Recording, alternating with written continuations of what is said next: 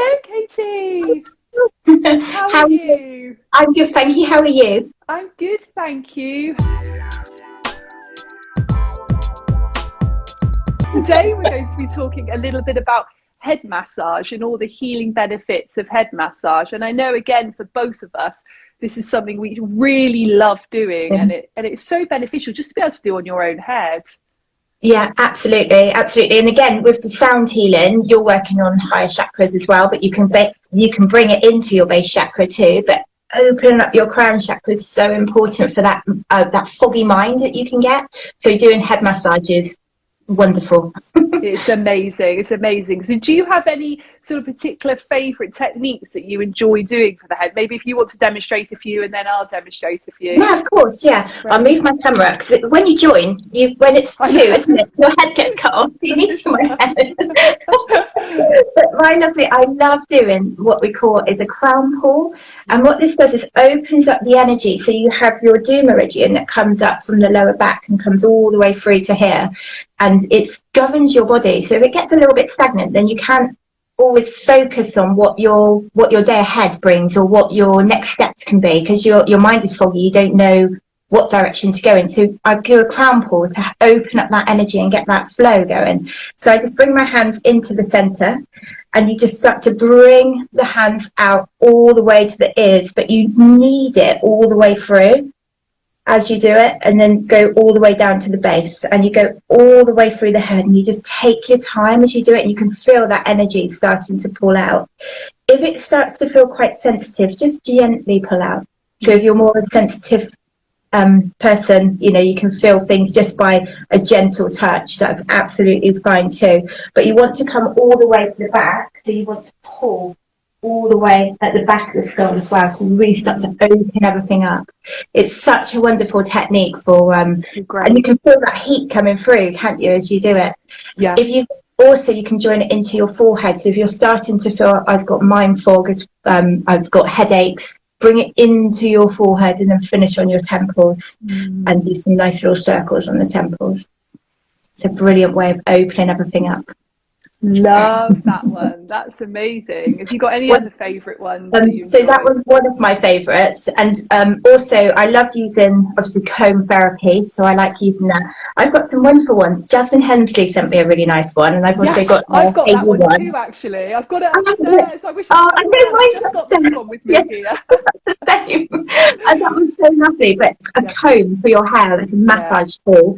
Again, going backwards, so I've now opened up. I want to follow the channels. So you've got 8 meridians going through your face and your scalp, which you want to get that connection going into the body, and each one of them connects to another. So you're still working on the 12 primary meridians when you're doing it, and the 8 extraordinary.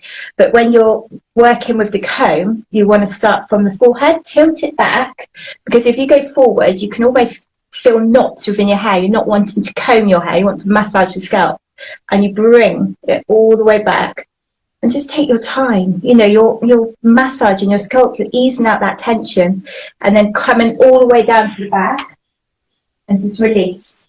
If you think where your scalp connects to the muscles within your back, you want to get that release of tension within the back muscles too. So doing that little wiggle at the bottom really helps to release that tension of the weight of what our head can take on.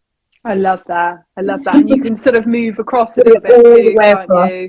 Yeah, going all the way through.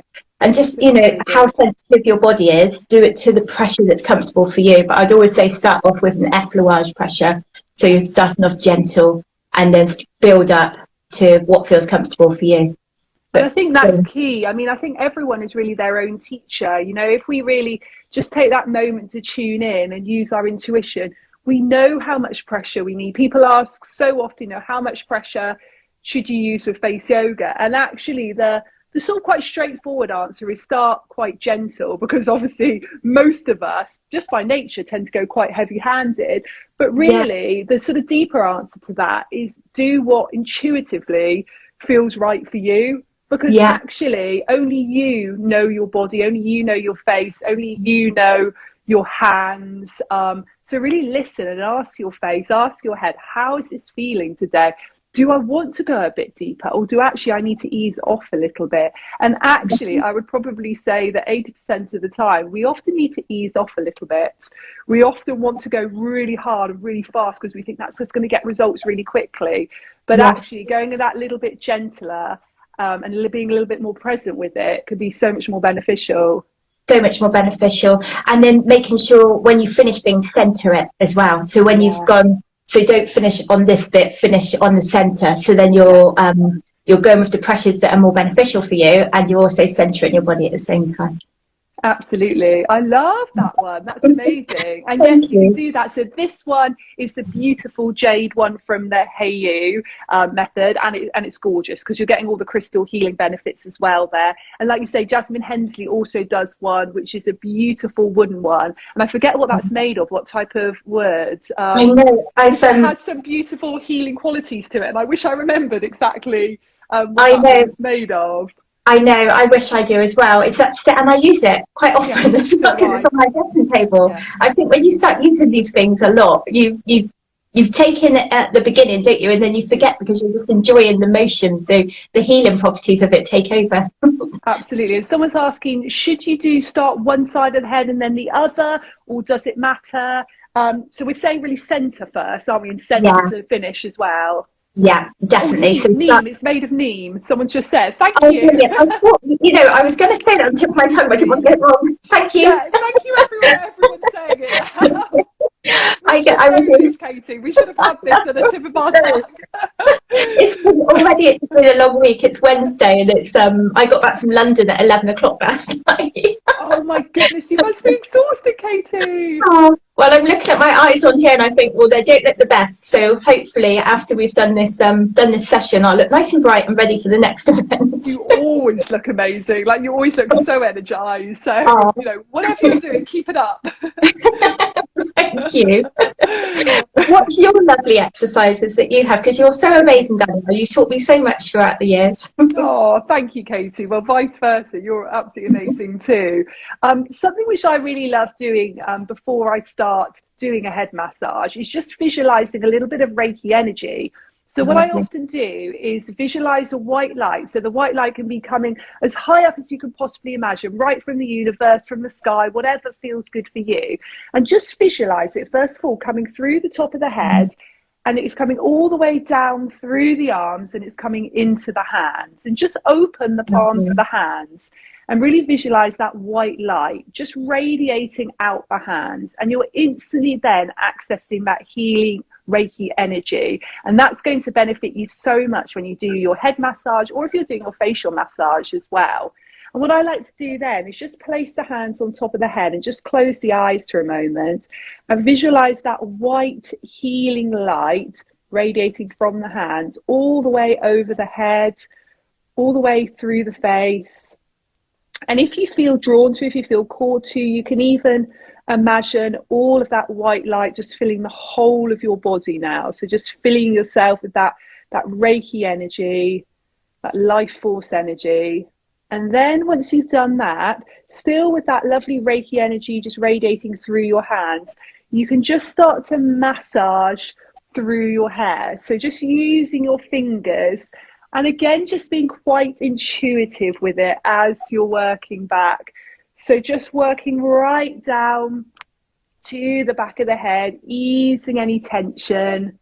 And you can do this at any point in the day. It's a lovely little ritual to start off, just visualizing that white healing light. But you don't have to, if you think, actually, I'm sat at my desk and I'm starting to feel a bit of tension in your head, just work with this. It works so beautifully. And then I love just using the fingertips and just massaging into the scalp. So almost as though you're massaging in shampoo into your hair. This one always messes the hair up. Okay, I'm going to do a lot of that today, so don't worry.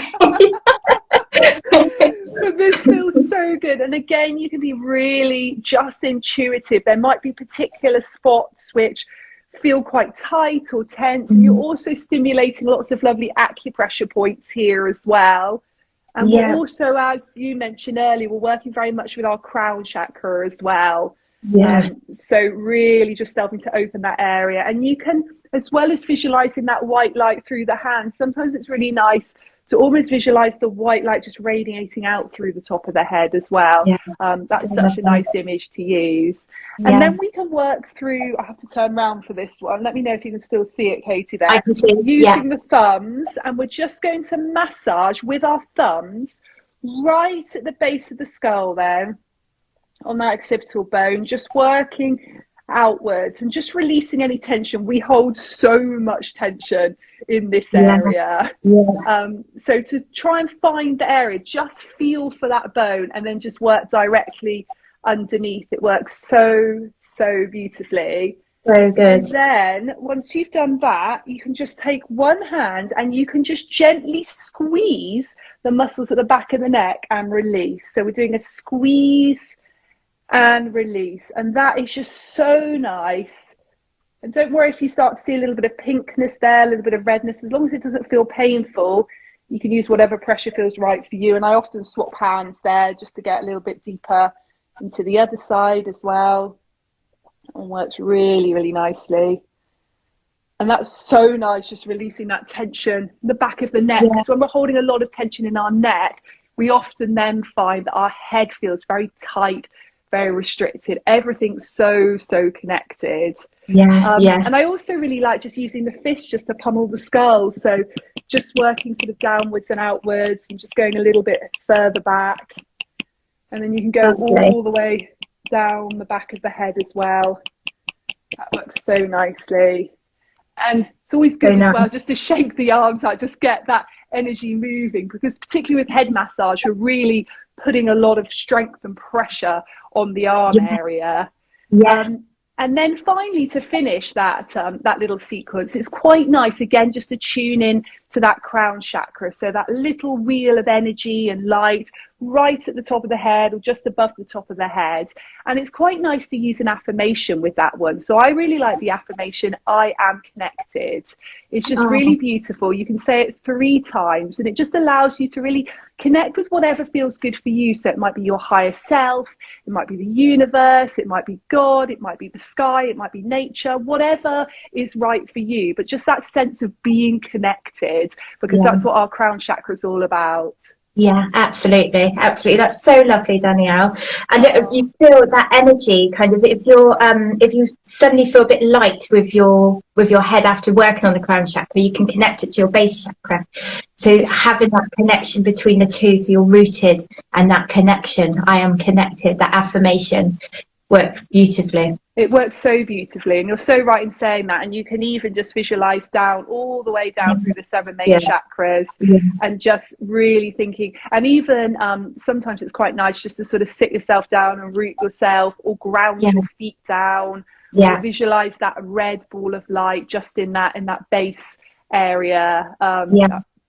So that's really a nice way to sort of, like you say, ground yourself, because it's wonderful working with the head, but it often can raise us up quite a lot. And we do need to ground ourselves. And actually, if you've even got time after you've done head massage, it's really nice to go bare feet on the grass as well. So lovely to do. Yeah. And you do this thing when you teach us your face yoga techniques, where you say, make sure you're comfortable, your feet are flat on the floor. You talk us all through that. You've got some wonderful videos on telling people how to do that on your Instagram and on your online stuff.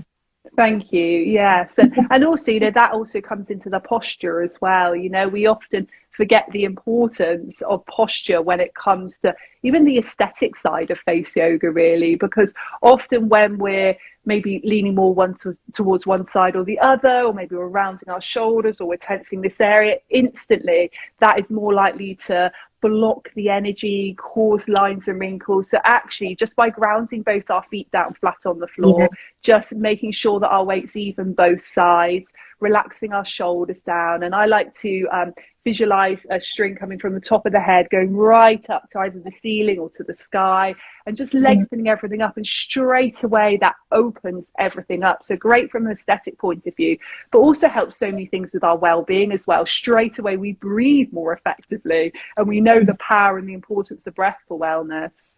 Yeah, absolutely.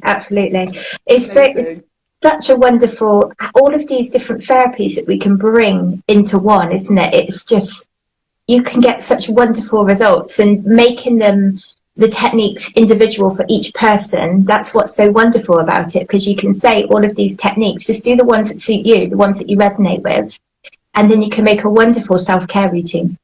Absolutely, I agree. Now we've got some questions, Katie. Yeah. Shall I go back and we'll start to answer a few of those, and we'll do that for about sort of 10 minutes or so before we finish. Okay, let's have a look. It's always going back to the beginning, isn't it?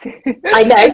Okay. So get our concentration faces. I know, exactly. Okay, so first question is about dark circles. Do you have a favourite technique, either face yoga or gua sha, that you really like for dark circles? You know, because we're demonstrating on here, you can't actually see what people's skin type is. So I'm always a bit careful with the techniques that I show on this. But the tapping around the eyes that you do is absolutely amazing, because it really gets that circulation boosted, wakes your eyes up. It's just a wonderful way of connecting with the muscle around your eyes and getting that relaxation and circulation. I do like holding crystals over my eyes as well, but tapping in, but holding on to the acupressure points too. So bladder 1, I like holding, bright eyes, pulsing on there first, and then adding in your lovely tapping around the eyes. Once you feel yourself take a nice deep breath, when you've connected with the acupressure point, then do your wonderful tapping around the eyes. Love this one. It's just so nurturing as well. Yeah. You needed that one. My herbal tea while you tap. And then go in the other direction as well, so you really get that connection. That was really lovely. So good, isn't it? Gets everything really moving, and it just start to wake up the eyes. And then if you want, you can do a gentle smooth to the sides. I've not got any oil on my face actually, so when I'm doing it, I'm doing it very gentle. Same, exactly. And you can do that as long as your hands are clean. You know, if you are very gently working under the eye area and not dragging the skin, that's completely fine. So that's beautiful. And also, just like you say, just holding the crystal under the eyes. Morning rose quartz is beautiful. I don't know if you have one there, just to show everyone how you can just hold it under the eyes. I've packed all my stuff, so I've got the clear quartz next to me. Perfect. That's fine. Normally more of an evening one, but we'll do it for now. We'll roll with it. Because I can't use this one today in the demonstration. But so I'd hold over the eyes for about 30 seconds under the eyes. And then I will roll outwards, so you start working with the lymphatics and getting that really moving. And then that's when you can bring in the combing around the head, so you really start to work with a number of different systems. Absolutely, and I think that's key as well. I think we're often just looking for one technique for one area, but everything is so connected. So actually taking just that little bit of time to do your face yoga and then your gua sha for the whole face is going to help. For example, if your problem area is puffiness or dark circles under the eyes, it's going to help that, even when we're working with lymphatic drainage down through the neck area. You know, that's going to help with that area there. So yes, it is good. If you haven't got time to do anything other than doing some tapping around the eyes, then absolutely fine. But if you've got a little bit more time, do a full face routine, because that's really how you will see results. Yeah, absolutely. Great. Now we've got a question about tightening saggy jowls.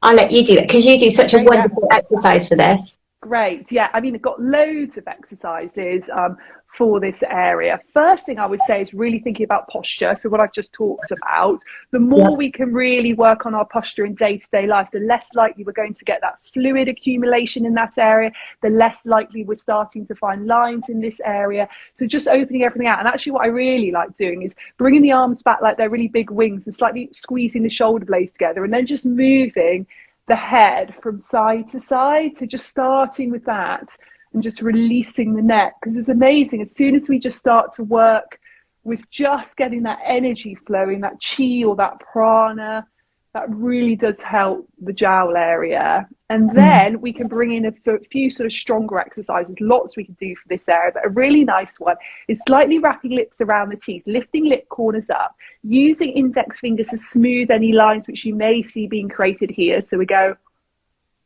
and then we're going to go back. Now take care if you've got any neck issues here. Go back, hold. So still lip corners are lifting up. I'm feeling this whole area engaging and working. Hold for about 10 seconds there. And then you can release down, take a break for a moment. You can do that 2 or 3 more times for about 10 seconds. And we're really working with toning and lifting and sculpting these muscles. And then you can also bring in any facial massage or gua sha into it. So you may want to do some sort of massage of this area.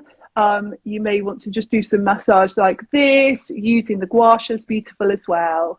Yeah, lovely, lovely. And actually with that exercise, when I first started, it was quite difficult for me because I just, don't exercise the muscles in your face, do you? You do your body and you forget about your face. And when you start to do face yoga, you really realize how much it helps tone and strengthen those muscles. So stick with that one. If you find it hard at the beginning, just, stick with it, go with it and see how your results are within 6 weeks. I agree. And there's a question also here saying that someone's been doing gua sha for a few months now, but they're noticing lots of spots coming up, particularly on the jawline and the cheek area. Any tips on that? So they might be using an oil that's a bit too heavy for their skin because they're pushing. Exactly what I was going to say. Yeah. So with gua sha, you're helping the products that you're using on your skin to absorb in. If your skin's a little bit more on the sensitive side, a little bit oily, you might be pushing too much of a heavy molecule into the skin surface. So use a lighter oil. This is why I love your oil, because every skin type I come across, I haven't come across one that hasn't got on with your oil. Yes, it's so light, it gets into the skin. And don't be frightened to just put a little bit on to begin with and then build up. So, and don't overactivate. Even if you've been doing it for a couple of months, you're still getting used to it. You're still resonating with the new action that your skin's taking on. If you've got a breakout, don't gua sha over it, gua sha around it. Absolutely. I'm just writing there, Fusion by Danielle Collins. So yeah, it's a much lighter oil and it's particularly designed so it doesn't block the pores. So if you are quite used to getting sort of spots or breakouts, or your skin's a little bit sensitive, then it's really good to use. And you can leave it on after you've done gua sha as well. So you can keep it on for the rest of the day. It won't clog the pores, but it's also really hydrating as well. So we have, it's organic, it's accredited by the Soil Association, etc. Right, let's do 2 more quick questions. So there's one about jowls here. I'm sorry, not jowls, we've just done jowls. We'll do the one about malabags. So swelling, particularly sort of at the top of the cheek area. Anything you like for that area? Again, I have got that tool. Hang on. I've got it. So with this, you want to actually work on the actual nasal as well to get that movement and then coming down. So I like doing little circular techniques with this. So using this part of the tool, and again, this is a jade, this is nephrite, so it's part of the jade family. So you can use this any time of the day. But I will come here and I'll do nice little circles all the way down, start bringing down any retention that you're getting in that area, and then start pushing out. But you can start really working into that area, and you want to work out as much as you can. I haven't got any oil on my skin, so please put oil on your skin before you do them.